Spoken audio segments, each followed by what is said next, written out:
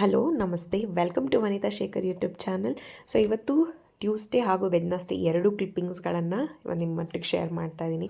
So ನಾನು ಹೇಳ್ದಂಗೆ ಲಾಸ್ಟಲ್ಲೇ 2 videos back ದೇವಸ್ಥಾನಕ್ಕೆ ಹೋಗ್ತೀನಿ ಎವ್ರಿ ಟ್ಯೂಸ್ಡೇ ಅಂತ ನಿಮ್ಗೆ ಹೇಳಿದೆ. ಸೊ ನಾನು ಅವತ್ತು ನೀಟಾಗಿ ಶೂಟ್ ಮಾಡೋಕ್ಕಾಗಲಿಲ್ಲ. ಸೊ ಅವತ್ತು ನನ್ನ ತಂಗಿನ ಕರ್ಕೊಂಡು ಹೋದೆ ಬಿಕಾಸ್ ಅವಳಿಗೆ ಸ್ಟಡಿ ಹಾಲಿಡೇಸ್ ಇತ್ತು. ನೀಟಾಗಿ ನಂಗೆ ಶೂಟ್ ಮಾಡಿಕೊಡು ದೇವಸ್ಥಾನದ ವೀಡಿಯೋ ಅಂತ ಹೇಳಿ ಅವಳನ್ನ ಕರ್ಕೊಂಡು ಹೋಗಿದೆ. ಈ ದೇವಸ್ಥಾನದಲ್ಲಿ ಆಲ್ಮೋಸ್ಟ್ ಒಂದು 5-6 ದೇವ್ರುಗಳಿದೆ. ಕಂಪ್ಲೀಟ್ ಶಿವ ಫ್ಯಾಮಿಲಿನೇ ಇದು. ತುಂಬ ಸ್ಪೇಷಿಯಸ್ ಆಗಿದೆ ಆ್ಯಂಡ್ ತುಂಬ ಪೀಸ್ಫುಲ್ ಆಗಿದೆ. ಸೊ ಎಷ್ಟೊತ್ತು ಕೂತ್ಕೊಂಡ್ರು ನಿಜವಾಗ್ಲೂ ಬೇಜಾರೇ ಆಗಲ್ಲ ಅಂತ ಅನಿಸುತ್ತೆ. ಅಷ್ಟು ಚೆನ್ನಾಗಿರುವಂಥ ನಮ್ಮ ಮನೆ ಹತ್ರ ಇರುವಂಥ ಒಂದು ನನಗೆ ಒನ್ ಮೋರ್ ಫೇವ್ರೆಟ್ ಟೆಂಪಲ್ ಅಂತ ಹೇಳ್ಬೋದು ಇದು.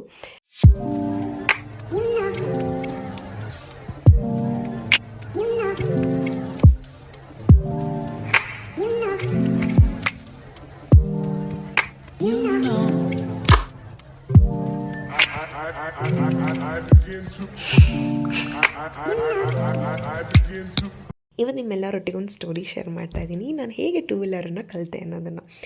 ಯಾಕೆ ಈ ಸ್ಟೋರಿ ಶೇರ್ ಮಾಡ್ತಾ ಇದ್ದೀನಿ, ಇದನ್ನು ಒಂದು ಭಾಳಷ್ಟು ಜನಕ್ಕೆ ಇನ್ಸ್ಪೈರ್ ಆಗ್ಬೋದು ಅನ್ನೋದಕ್ಕೋಸ್ಕರ. ನಾನು ಟೂ ವೀಲರ್ನ ಕಲ್ತಿದ್ದು ನಾನು 19 ಇಯರ್ಸ್ ಇರಬೇಕಾದ್ರೆ. ನಮ್ಮನೇಲಿ ಯಾವುದೂ ಟೂ ವೀಲರ್ ಇರಲಿಲ್ಲ, ಬಿಕಾಸ್ ನಮ್ಮ ಅಪ್ಪನ ಹತ್ರ ಮಾತ್ರ ಇದ್ದಿದ್ದು. ಸೊ ಅವ್ರು ತೊಗೊಂಡು ಹೊಟ್ಟೋಗ್ಬಿಡ್ತಾಯಿದ್ರು. ಅದಾದಮೇಲೆ ನನಗೆ ಸೈಕಲ್ ಕೂಡ ಓಡ್ಸೋಕ್ಕೆ ಬರಲ್ಲ, ನಾನು ಡೈರೆಕ್ಟ್ ಟೂ ವೀಲರ್ನೇ ಕಲ್ತಿದ್ದು. ನಾನು 19 ಇಯರ್ಸ್ ಇರಬೇಕಾದ್ರೆ ಟೂ ವೀಲರ್ನ ಓಡಿಸೋದಕ್ಕೆ ಕಲ್ತ್ಕೊಂಡಿದ್ದು. ನನ್ನ friend already 9th 10th ಓಡಿಸ್ತಾಯಿದ್ರು. But ನನಗೆ ಯಾವತ್ತೂ ಟೂ ವೀಲರ್ ಕಲಿಬೇಕು ಅಂತ ಅನಿಸಿರಲಿಲ್ಲ. ನಾನು ಡಿಗ್ರಿಗೆ ಬಂದಾದಮೇಲೆ ನಮ್ಮಪ್ಪ ಬೆಳಗ್ಗೆ ಬಿಡ್ತಾಯಿದ್ರು, ನನ್ನ ಫ್ರೆಂಡ್ ಕರ್ಕೊಂಡ್ಬಂದು ನಮ್ಮ ಮನೆಗೆ ಡ್ರಾಪ್ ಮಾಡ್ತಾಯಿದ್ಲು. ಬಟ್ ಆ ಮಧ್ಯದಲ್ಲಿ ಏನೋ ಸಣ್ಣ ಪುಟ್ಟ ಮಾತುಗಳು ಬರ್ತಾಯಿತ್ತು. ನಂಗೆ ಅದನ್ನು ಬೇಡ ಅಂತ ಹೇಳಿ, ನಾನೇ ಕಲಿಬೇಕಂತ ಹೇಳಿ ನಮ್ಮ ಅಪ್ಪನ ತುಂಬ ಹಠ ಮಾಡಿ ನಾನು ಡಿಯೋ ಗಾಡಿ ತೊಗೊಂಡೆ. ಆವಾಗ ಡಿಯೋ ತುಂಬ ಡಿಮ್ಯಾಂಡಲ್ಲಿ ಇತ್ತು ಆ್ಯಕ್ಚುಲಿ 1980ಯಲ್ಲಿ, ಬಿಕಾಸ್ ಒಳ್ಳೊಳ್ಳೆ ಎಡಿಷನ್ಸ್ ಬಂದಿತ್ತು, ಕಲರ್ಸ್ಗಳು ಆ್ಯಡ್ ಆಗಿತ್ತು. ಸೊ ನಾನು ಇಲ್ಲ ಇದೇ ಬೇಕು ಅಂತ ಹೇಳಿ ನಾನು ಸೆಕೆಂಡ್ಸ್ ಪರ್ಚೇಸ್ ಮಾಡಿದ್ದು ಡಿಯೋ ಗಾಡಿನ. ಆದಮೇಲೆ ನಮ್ಮ ಮನೆ ಹತ್ರನೇ ಸ್ವಲ್ಪ ಓಡ್ಸೋಕ್ಕೆ ಶುರು ಮಾಡಿದ್ದೆ. ಆ್ಯಂಡ್ ಎಲ್ಲೆಲ್ಲಿ ಅಪ್ಲೈ ಮಾಡಿ ಎಲ್ಲೆಲ್ಲಿ ಆಗಿತ್ತು, ಬಟ್ ಡಿಯಲ್ಲಿ ಇನ್ನೂ ಆಗಿಲ್ಲ. ಸೊ ನಾನು ಅಲ್ಲೆಲ್ಲೇ ಮನೆ ಸುತ್ತ ಓಡಾಡ್ತಾ ಇದ್ದೆ. ಆ್ಯಂಡ್ ಒನ್ ಫೈನ್ ಡೇ ಏನಾಗಿತ್ತು ಅಂತಂದರೆ, ನಾನು ವಿಜಯನಗರಕ್ಕೆ ತೊಗೊಂಡೋಗ್ಬಿಟ್ಟಿದ್ದೆ. ನಮ್ಮ ಅಜ್ಜಿ ಮನೆ ವಿಜಯನಗರ. ಸೊ ನಾನು ಅಲ್ಲೇ ತೊಗೊಂಡೋಗ್ಬಿಟ್ಟಿದ್ದೆ. ಸಡನ್ನಾಗಿ ಒಂದು ಪೊಲೀಸ್ ಹತ್ರ ಸಿಗಾಕೊಂಡ್ಬಿಟ್ಟಿದ್ದೆ. ಸೊ ಅವಾಗ ನನ್ನ ಹತ್ರ ಡಿಯಲ್ಲಿ ಇರಲಿಲ್ಲ, ಎಲ್ಲೆಲ್ಲಿ ಇತ್ತು ನನ್ನ ಹತ್ರ. ಬಟ್ ಡಿಯಲ್ಲಿ ಇನ್ನೊಂದು 2-3 ಡೇಸ್ ಅಪ್ಲೈ ಮಾಡಿದ್ವಿ, ಬಟ್ ಇನ್ನೂ 2-3 ದಿವಸ ಬಂದಿರಲಿಲ್ಲ ನನಗೆ. ಸೊ ಆಮೇಲೆ ನಮ್ಮ ಅಪ್ಪಂಗೆ ಲಕ್ಕಿಲಿ ಆ ವಿಜಯನಗರ ಪೊಲೀಸ್ ಸ್ಟೇಷನಲ್ಲಿ ಅಂಕಲ್ ಗೊತ್ತಿದ್ದರಿಂದ ಪೊಲೀಸವರು, ಸೊ ನಮ್ಮ ಅಪ್ಪಂಗೆ ಹೇಳಿ ಬಿಡಿಸಿದ್ರು. ಅಕಸ್ಮಾತ್ ನಮ್ಮ ಅಪ್ಪ ಹೇಳಿದ್ರು, ಬೇರೆ ಎಲ್ಲಾದರೂ ನೀನು ಸಿಗಾಕೊಂಡಿದ್ರೆ ತುಂಬ ಕಷ್ಟ ಆಗಿರೋದು ಬಿಡಿಸೋಕ್ಕೆ, ಬಿಕಾಸ್ ಆ ಗಾಡಿ ಮೇಲೆ ಆಲ್ರೆಡಿ ತುಂಬ ಕೇಸ್ ಇತ್ತು. ಬಿಕಾಸ್ ನಾವು ಸೆಕೆಂಡ್ಸ್ ತೊಗೊಂಡಿದ್ದ ಅವ್ನು ತುಂಬ ಕೇಸಸ್ ಇತ್ತು ಆ ಗಾಡಿ ಮೇಲೆ. ಸೊ ಅದೆಲ್ಲ ಕ್ಲಿಯರೇ ಮಾಡಿರಲಿಲ್ಲ ಅವನು. ಇನ್ನೂ ನಾವು ಎಷ್ಟೆಲ್ಲ ಹೇಳಿದ್ರು ಕ್ಲಿಯರ್ ಮಾಡಿರಲಿಲ್ಲ. ಸೊ ಸುಮಾರು ಪ್ರಾಬ್ಲಮ್ಸ್ ಆಗ್ತದೆ, ಬಿಕಾಸ್ ನಮ್ಮ ಡ್ಯಾಡಿ ಆಲ್ರೆಡಿ 2-3 ಗಾಡಿಗಳನ್ನು ಅಂಕಲ್ ಹತ್ರ ರಿಲೀಸ್ ಮಾಡಿದ್ರಿಂದ ಆ ಪೊಲೀಸವ್ರ ಹತ್ರ. ಸೊ ನನಗೆ ಅವತ್ತು ಈಸಿಯಾಗಿ ಪಾರಾಗೋಕ್ಕಾಯ್ತು. ಇಲ್ಲಾಂದರೆ ನಿಜವಾಗ್ಲೂ ಕಷ್ಟ ಆಗಿರೋದು. ಫೈನ್ 1-2 ಫೈನ್ ಕಟ್ಟಬೇಕಾಗಿತ್ತು ಆ್ಯಕ್ಚುಲಿ ನಾವು, ಬಿಕಾಸ್ ಕ್ಲಿಯರ್ ಆಗಿರಲಿಲ್ಲ ಅವ್ನು ಹಳೆ ಕೇಸ್ ಅಂತ ಎಲ್ಲ ಹೇಳಿ. ಆ್ಯಂಡ್ ನಮ್ಮ ಡ್ಯಾಡಿ ಹೇಗೆ ಅಂತಂದರೆ, ಎಲ್ಲೆಲ್ಲಿ ಆಗೋ ತನಕ ಎಲ್ಲೂ ಕೂಡ ತೊಗೊಂಡು ಹೋಗಬಾರ್ದು, ಇದು ಮಾಡಬಾರ್ದು ಅಂತ ತುಂಬ ಪರ್ಟಿಕ್ಯುಲರ್ ಆಗಿದೆ. ಈಗ ನನ್ನ ತಂಗಿ ಕೂಡ ಟೂ ವೀಲರ್ ಓಡಿಸ್ತಾ ಇದ್ದಾಳೆ.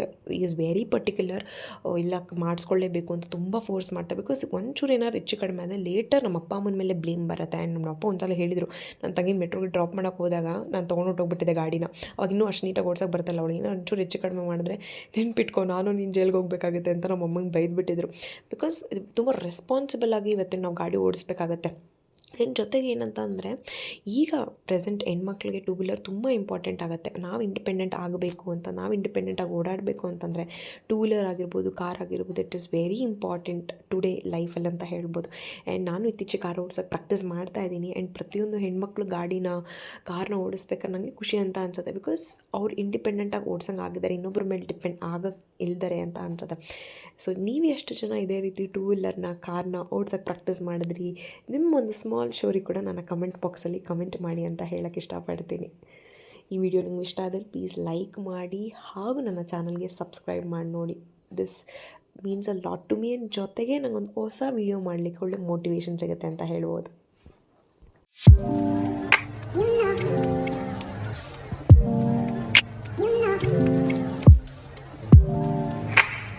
ನಾನು ಆ್ಯಕ್ಚುಲಿ ಇಡೀ ಟ್ಯೂಸ್ಡೇ ಕ್ಲಿಪ್ಪಿಂಗ್ನ ಶೂಟ್ ಮಾಡಿ ಮುಟ್ಟಿಗೆ ಶೇರ್ ಮಾಡಬೇಕಂತ ಅಂದ್ಕೊಂಡೆ. ಬಿಕಾಸ್ ಆಫ್ ಮೈ ಸ್ವಲ್ಪ ಹೆಲ್ತ್ ಇಶ್ಯೂಸ್ ಆಯಿತು ಸಂಜೆ ಮೇಲೆ. ಸೊ ಅದಕ್ಕೆ ನಾನು ಮಾಡೋಕ್ಕಾಗಿಲ್ಲ. ಸೊ ನಾವು ಬ್ಲೌಸ್ ಹೊಲಿಯೋಕೆ ಹಾಕಿದ್ವಿ.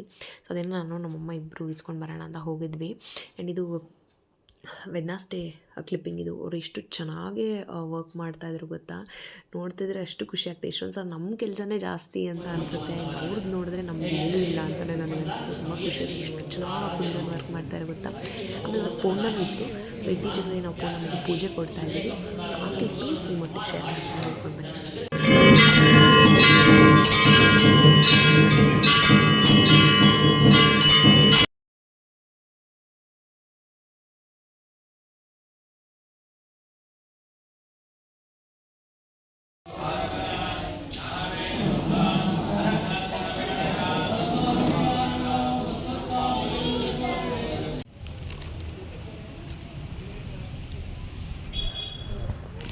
ಮಾಡ್ಸೋಕ್ಕೆ ಕೊಟ್ಟಿದ್ವಿ.